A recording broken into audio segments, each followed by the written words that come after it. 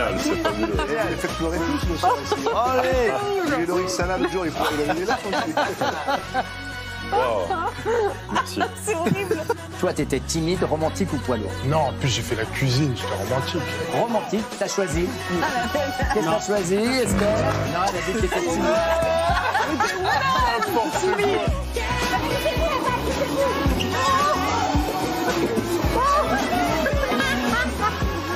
Où est le virage? Bravo! Oh là là! Oh là là!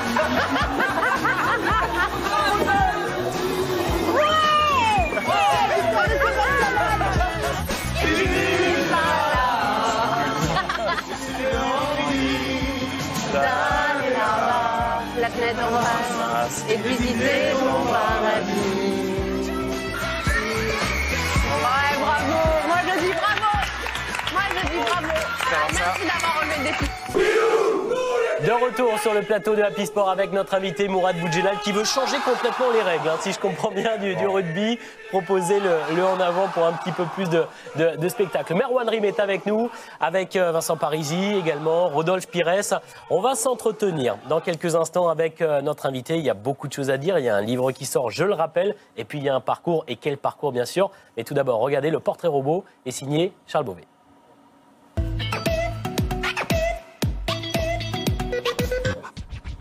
Oui, alors Mourad, vous êtes un Toulonnais, un vrai ou presque, et car vous êtes né à Olioul il y a 56 ans, commune limitrophe de Toulon, mais pas Toulon exactement. Et ce qui m'a frappé dans votre parcours, c'est d'abord cette première vie d'entrepreneur, vie que vous avez commencé très tôt, à 18 ans seulement. Vous participez à la création du festival de bande dessinée d'hier, la bande dessinée, votre premier amour. En 82, vous ouvrez une petite librairie à Bédule, à Toulon, Bédule, en vente ensuite de créer Soleil Productions, une maison d'édition à succès. En 2005, cette maison d'édition devient sponsor, ou plutôt parrain, du RCT. Vous devenez président du RCT. En 2006, vous conjuguez vos deux activités jusqu'en 2011, où vous vendez vos parts de Soleil Productions aux éditions Delcourt pour vous consacrer au RCT. RCT que vous avez réveillé. Oui, vous avez réveillé un géant endormi, car quand vous prenez la direction du club en 2006, le club est alors en Pro D2. Vous terminez d'abord 4e de Pro D2 et avant d'échouer en barrage pour l'accession au top 14. Puis enfin, la saison suivante, 2007-2008, vous terminez premier de Pro D2 cette fois. De retour en top 14 et l'ascension est fulgurante ou presque. Une première saison où vous terminez 9e et ensuite 2e, une petite baisse pour terminer 8e. Et depuis, vous êtes vraiment impressionnant, ou en tout cas le RCT est impressionnant de régularité. D'ailleurs, ça se traduit au palmarès, car oui, vous avez remporté des titres, et pas qu'un peu, un titre de champion de France en 2014, 3 titres de vice-champion, ce qui montre la régularité du club, et surtout, ces 3 titres consécutifs de champion d'Europe, du jamais vu. Mais vous avez aussi, pas seulement transformé la face du RCT, la farce du rugby français, avec ses stars, d'abord Tana Umaga, Andrew Mertes, George Gregan, Sonny Bill Williams, Johnny Wilkinson, Brian Alabana, Mahanonou ou encore Anton Oliver. Du coup, ma question, ce serait, vous avez réussi tout ou presque dans le rugby, alors la suite maintenant, c'est quoi? La suite, Mourad Boudjelal, l'après-rugby, que faire encore? Non, mais dans le rugby, j'ai encore des choses à faire. J'ai un fantasme. Enfin, dans le rugby, j'en ai d'autres ailleurs, mais dans le rugby, j'en ai un, c'est de réussir avec des joueurs français, je l'ai dit. Voilà, parce que je trouve que c'est plus difficile. Et donc, j'en ai parlé avec Fabien Galtier et on s'est dit, on va essayer. Alors, je ne sais pas si on va y arriver, mais d'avoir une équipe avec 23 joueurs français. Voilà. C'est un handicap. C'est comme si on décide de faire un marathon avec un sac sur le dos. Les autres n'en ont pas, mais on va essayer parce que ça me plaît bien. Voilà, ça me plaît bien. Après, si on se rend compte qu'on joue le maintien, on changera de stratégie. Mais là, voilà. Et donc, on travaille aujourd'hui sur 1 an, 2 ans, 3 ans, sur des joueurs français, ceux qu'il faut prendre dans 1 an, dans 2 ans, dans 3 ans, pour remplacer un peu tout le monde à tous les postes.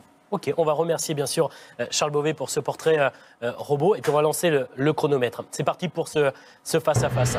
Mourad Boudjelal, vous en avez jamais assez, donc du rugby. Si je comprends bien, il y a encore des challenges, il y a encore des défis à relever. Oui, mais avant chaque match, j'en ai marre. Après, ça va mieux quand on a gagné et ça le confirme qu'on a perdu. L'enthousiasme est toujours le même? Oui. Honnêtement? Oui, sincèrement. J'adore toujours autant la victoire et je déteste toujours autant la défaite. Ça n'a pas changé. Vous avez menacé d'ailleurs à plusieurs reprises de quitter le monde du rugby, finalement pour changer d'avis. Qu'est-ce qui vous pousse d'ailleurs à revenir à cet amour. C'est devant le nombre de gens qui m'appellent pour que je reste, quoi. Donc forcément, je cède. Ah oui, tant d'amour, c'est difficile de dire non, quoi. C'est important de ressentir cet amour, même quand on est président. Moi, c'est-à-dire, ce qui est important, c'est surtout de ressentir qu'on donne de la joie à des gens, quoi. Voilà. Même si c'est un bonheur illusoire, je le sais bien, mais c'est important de se dire qu'il y a des tas de gens qui viennent au stade et qu'on va rendre heureux si on a gagné, si on a fait un beau match, voire même fier, et à qui on a procuré des émotions de vie assez fortes. On a trimballé les Toulonnais aux 3/4 dans les plus beaux stades d'Europe, même le plus beau de football, au Nou Camp, même si ce n'est pas le meilleur des souvenirs. Voilà. C'est cette aventure qu'on a vécue ensemble, c'est d'avoir fait parler de Toulon et d'avoir montré qu'un truc qui en général se passe ailleurs qu'à Toulon, ben là il s'est passé à Toulon, voilà, et que donc de Toulon tout est possible. Là vous parlez de la fierté des Toulonnais, cette fierté et la mienne aussi. Rendue. Oui, quelle est votre plus grande fierté, justement depuis que vous avez repris ce club? Ce qui vous fait le plus plaisir? Ce qui me fait le plus plaisir, c'est d'avoir amené le bouquet de Brennus à Toulon. Voilà, parce que moi je fais partie d'une génération qui avait connu ça. Il y avait des tas de gamins. Le dernier daté de 92. On l'a ramené, c'est 22 ans. 22 ans, c'est plus qu'un gamin, quoi. Sans bouquet de Brennus, c'est d'avoir vu 70 000 personnes. Et là, c'est des vrais chiffres, hein, c'est pas le Trocadéro. C'est des vrais chiffres. Il y avait 70 000 personnes dans la rue. Et de voir cette ferveur, je ne pensais pas qu'il y avait une telle attente, voilà, pour ce bouquet de Brennus. Et c'est vrai qu'il y a une magie pour ce titre. Et ça, c'est sûrement mon plus beau souvenir, quoi. Pour les autres, en Coupe d'Europe, c'est un peu particulier parce qu'il y en a un, j'étais dans le vestiaire, l'autre, j'étais dans un taxi, donc j'ai pas vu grand-chose. Cette Coupe d'Europe, justement, elle vous manque, puisque bon, c'est quand même une saison compliquée pour le RCT. Il y a toujours cette possibilité de remporter le titre. Comment vous expliquez les difficultés rencontrées cette saison?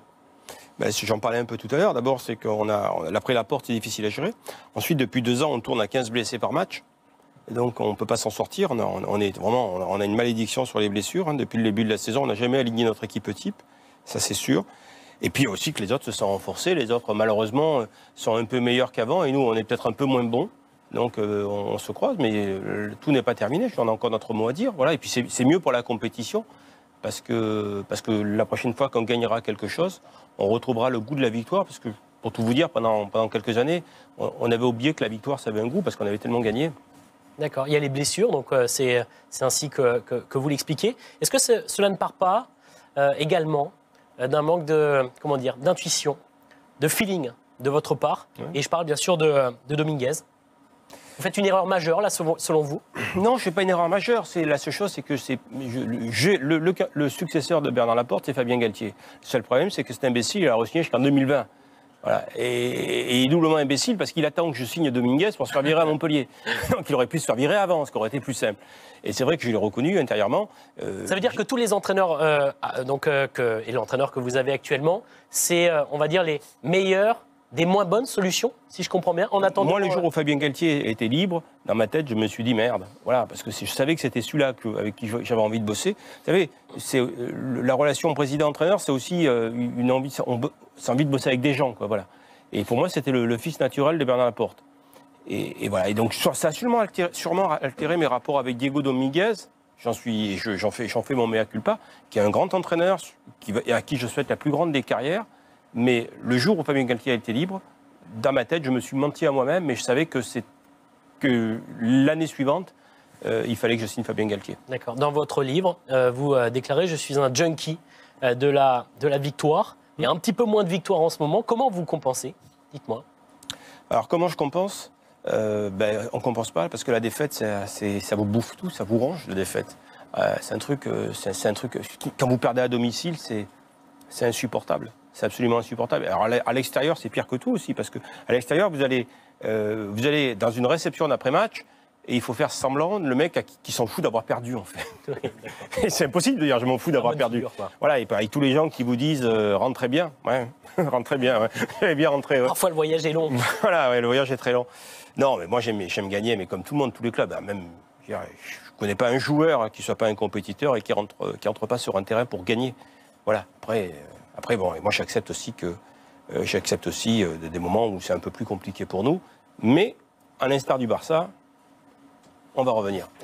Vous l'annoncez, ce soir, vous allez revenir. Regardez le goût de la victoire, ouais. Le frisson de la victoire, ce sont des images et des mots qui forcément vont vous rappeler des souvenirs. Regardez. Ému comme un gamin encore. Ouais, mais parce que c'est le 3, quoi.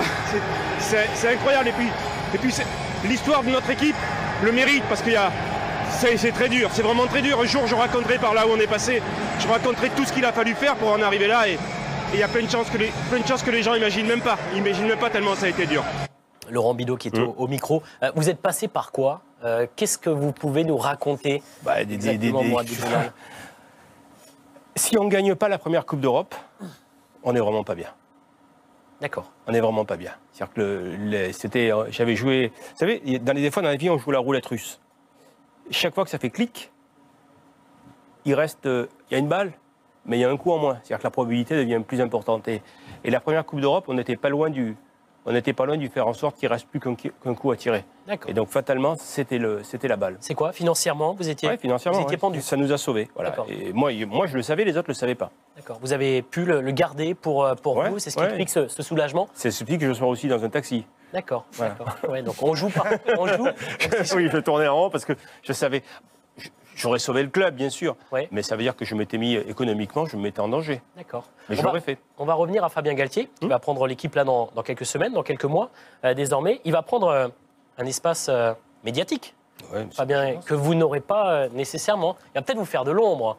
Ça ne vous dérange pas, ça? J'ai eu Tana Umaga, j'ai eu Johnny Wilkinson, j'ai eu Bernard Laporte, j'ai eu Philippe Saint-André. J'ai toujours cherché des personnes qui prenaient un espace médiatique. Voilà, donc ça ne me dérange absolument pas. Mais quand on a votre position dans les médias, quand on sort un livre, c'est qu'il y a quand même cette envie, Mourad, d'exister. Exister aux yeux des autres, alors, de prouver quelque chose. Je vais vous faire une confidence, et vous le savez très bien, je n'ai jamais appelé un seul média de ma vie. Contrairement à plein de présidents qui disent « Non, moi je n'aime pas les médias » et qui passent leur temps à les appeler en disant « Faites-moi une interview ». Mais tous les présidents n'écrivent pas un livre. Et parce qu'on me l'a proposé. C'est mon deuxième, parce que le premier s'est bien vendu, ça m'a surpris. Hein. J'ai très surpris d'ailleurs qu'il se vende. Et on m'en a même proposé plusieurs de bouquins. J'ai fait celui-là parce que j'aime bien Arnaud Ramsey, avec qui je m'entends bien. Ouais, mais j'ai plusieurs éditeurs qui m'ont proposé un bouquin, mais ils ne seraient pas venus à l'idée d'appeler un éditeur. Mourad Boudjelal, c'est logique. Ouais, c'est pas une incrimination. Exister dans les médias, vous êtes également à la radio. On me l'a demandé aussi. Mais c'est du plaisir pour vous. J'ai refusé une autre émission qui est très connue aussi de radio, parce que je n'ai... oui, enfin, moi, je ne suis pas monoculture, et puis bon, j'ai aussi une particularité, et c'est ce que vous attendez de moi quand je viens ici, c'est qu'en général, je ne dis pas le ciel est bleu, l'eau ça mouille, et le feu ça brûle. Voyez-vous, je dis un peu les choses de façon différente, et parce qu'on y a un langage policé... regardez les interviews de tas de gens, ils nous disent des choses dont on n'a rien à cirer, quoi, dont on se doute, et que j'ai eu cette particularité de dire toujours ce que je pense. Même si ça doit me faire des ennemis, et j'en ai pas mal, je m'en fous complètement parce qu'ils me respectent ce que je leur dis en face.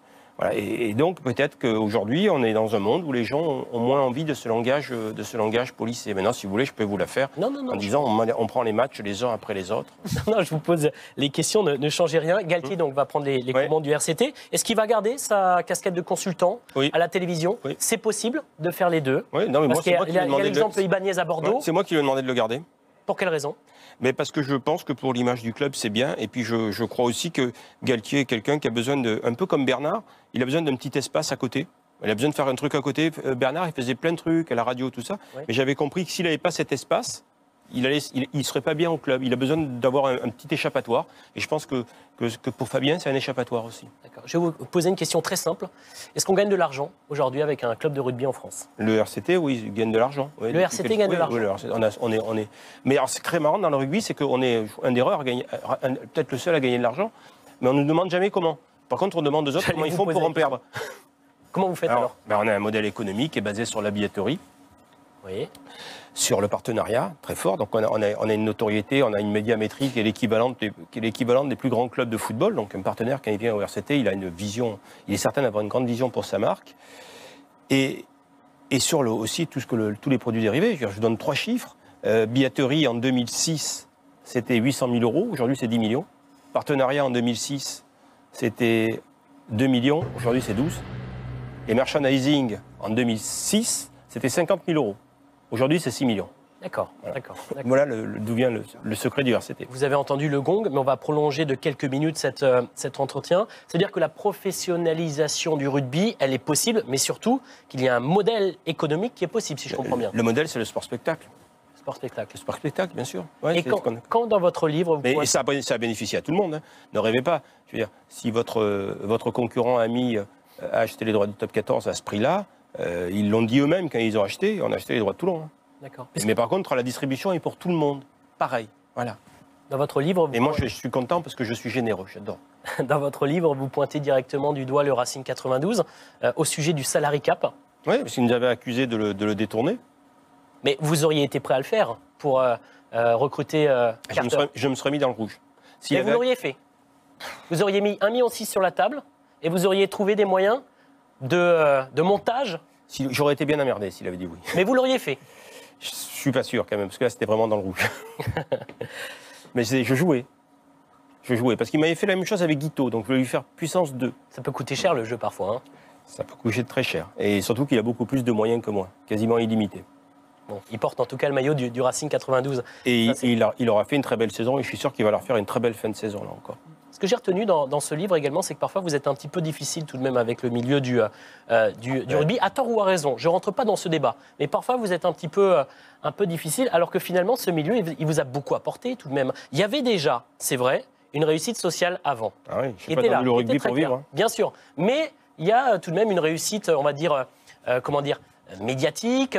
Vous avez gagné en crédibilité. Votre voix compte. La preuve, puisque vous soutenez Emmanuel Macron, vous êtes engagé dans la campagne présidentielle. S'il n'y a pas ce haut-parleur, ce milieu du rugby, c'est plus compliqué pour vous d'exister tout de même. Est-ce que vous ne crachez pas un petit peu dans la soupe, Mourad Boudjelal? Non, je ne pense pas cracher la soupe. D'abord, ce que je veux dire, c'est que je suis quand même conscient de la différence sociétale que j'ai avec d'autres présidents. C'est clair, ça j'en suis tout à fait conscient. Mais en même temps, je pense que oui, le rugby m'a apporté, mais je pense que j'ai beaucoup apporté au rugby aussi, et qui ne me le rend pas beaucoup. Voilà. Aujourd'hui, je ne fais partie de rien. Je n'ai partie d'aucune commission. Je n'ai aucun pouvoir dans le rugby, c'est-à-dire qu'on prend le moins de présidents d'un club de Et vous Pro D2. souhaitiez en avoir tout de même? Il me semble quand même que j'ai démontré quelques compétences et que j'en ai un peu marre. Moi, j'en ai un peu marre que des gens qui n'ont pas fait ce que j'ai fait m'expliquent à moi comment le faire alors qu'eux ne l'ont pas fait. Ça devient insupportable, voilà. Et ça m'énerve beaucoup. Moi, je suis pour la méritocratie. Voilà, je ne suis pas pour le copinage. Et quand dans une société, le seul moyen de promotion n'est plus la méritocratie, mais le copinage, on est appelé à mourir. Voilà, et c'est ce que je reproche au rugby. Et puis surtout, c'est qu'il y a en place au rugby, il y a des gens qui sont en place et qui vont voter, qui vont faire élire un comité directeur, non pas sur la compétence, mais sur des gens qui vont voter ce qu'on leur demande de voter. Parce que comme ça, ils dirigent. Mais si dans le comité directeur, il y a des gens qui réfléchissent et qui peuvent éventuellement convaincre les autres membres du comité directeur que leurs idées ne sont pas bonnes, ça ne les intéresse pas. Bien sûr, ça ne les intéresse pas. Donc, on met des toutous.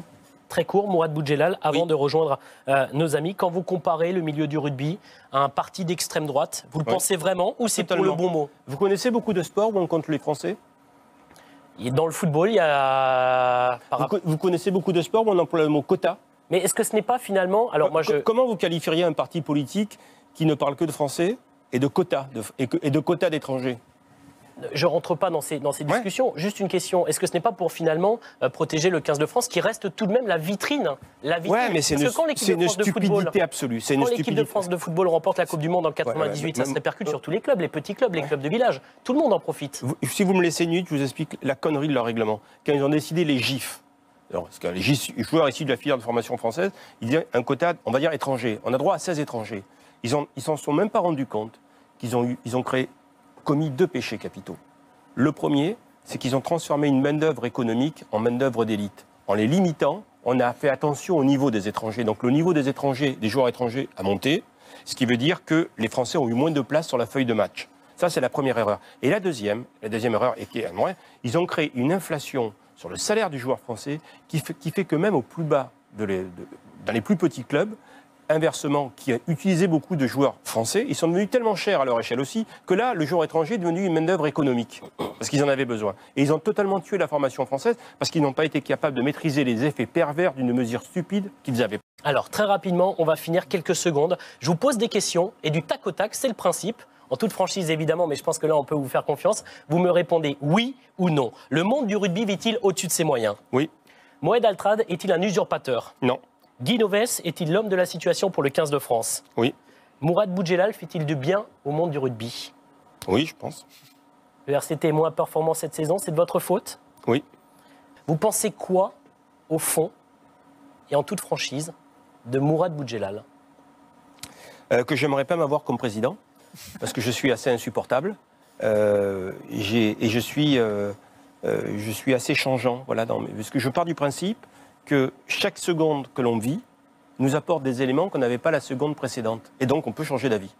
Donc, il faut vivre au présent par rapport aux informations que l'on a sans arrêt. Et donc, ça fait que les gens ont parfois du mal à me suivre, et même moi. 6 minutes, Vincent, pour faire du sport. Là aussi, il va falloir répondre. Là aussi, il va falloir faire un record désormais. Et on t'écoute, bien sûr. Pour faire la transition, moi, je suis un petit peu comme vous. Je pense que le sport, c'est comme une histoire d'amour. Et ça déchaîne les passions. Moi, j'adore le rugby parce que c'est un sport de guerrier. On ne fait pas semblant. Comme vous, on est sincère. Et moi, je préfère avoir un adversaire sincère. Comme ça, je sais à quoi m'attendre. Donc, j'ai voulu faire le parallèle un petit peu entre certains sports. Et j'ai ma petite théorie sur le rugby. Alors, Rodolphe, j'ai une petite question. William Webb Ellis. Tu as juste avec la fameuse école de rugby, de la ville de rugby, où en effet, on attribue la naissance du rugby à une légende, celle de ce monsieur que tu as là sur l'image. Voilà, c'est un sport de rebelle, puisque pour la petite histoire, il jouait avec William Webb Ellis, a inventé le rugby en étant un rebelle, puisqu'il a pris le ballon à la main. Alors que ce n'était pas prévu dans les règles. Il est parti au courant avec. Absolument. Et voilà. Et le rugby est né en 1823. 1823. Alors pour moi, le rugby, ça reprend deux sports, la course et la lutte. Place à la technique. Petit clin d'œil à Monsieur Steve Guénaud, champion olympique. Tiens, Manu, viens. Allez. Alors, je garde les chaussures. L'idée, oui. Okay, l'idée, c'était pas de vous montrer d'une manière très technique et pédagogique le principe du plaquage. Le plaquage en rugby. L'objectif, c'est de coincer les jambes qui courent très vite pour empêcher l'adversaire d'avancer. Mais ça, en fait, c'est une technique en lutte et en judo qu'on appelle morotegari ou de fauchage des deux jambes. Tout simplement, avance un petit peu. Déjà, on est impressionné par la ceinture noire. N'aie pas peur. Arrête de chahuter, d'accord. Donc l'idée, c'est... Non, mets-toi droit devant moi. L'idée, c'est de venir au contact, chercher l'adversaire, d'accord. Ici, l'objectif, c'est de venir déséquilibrer le partenaire en saisissant les jambes et en l'amenant au sol. D'accord?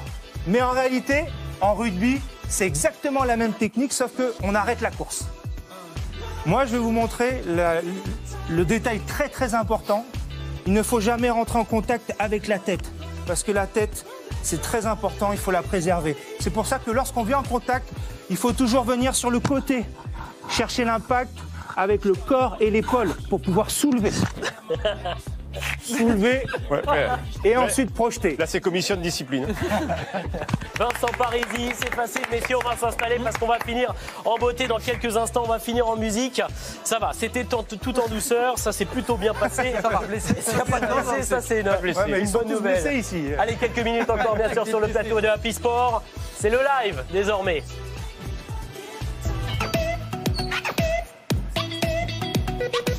Et je passe du livre de Mourad Boudjelal au CD. Regardez, DJ et Rise accompagnés. Vous pouvez les applaudir. Vous pouvez les applaudir. Ils ont fait leur apparition sur le plateau de Happy Sport. Carole Cabrino qui vont nous interpréter le titre. Et là, je me tourne vers Charles Beauvais. Il va y avoir un petit peu de préparation. Alors, Charles Beauvais, pendant la préparation, il a l'accent, il est absolument parfait. Le nom du titre, Charles, dites-nous. Noite de Amor. Noite de Amor, Nuit d'amour. Eu quero te ver, eu quero te ter. Esse seu sorriso, amizade incrível.